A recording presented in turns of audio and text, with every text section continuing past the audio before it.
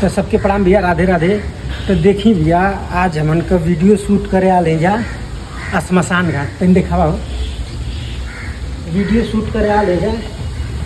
तो आज न तनी वैसन वीडियो शूट करे के है। तो नाम कैला कि जैसन वीडियो शूट करे के रहला अगर वैसन लोकेशन रहला तो बैठे ले वीडियो मज़ा आवेला। तो आपो लोग कहिला कि हाँ विराट भाई वीडियो सही लगत है, बहुत मस्त वीडियो बनैले हुआ।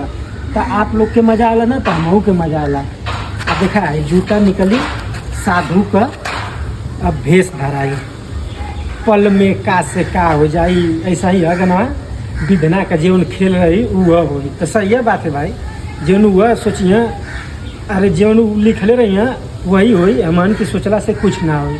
हाँ तो यह भैया देखा गंगा जी एगो समय होला कि गंगा जी एकदम बढ़िया नहीं आए समय देखा बीचवा में रहता पर तेन देखावा तो जूम करके देखावा तो देखा तो भैया समय होले कौनो चीज़ का समय होले तो वही है। देखा हम साधु का जोगी बाबा का भेष ले ले हमें। तो वीडियो शूट करते हैं कहाँ से कि वीडियो 2-3 दिन से ना हो पाता है। तो थोड़ा तबीयत खराब हो गया हमारो, आप बिजी हो गए नहीं है एक करियो से ना हो पाता है।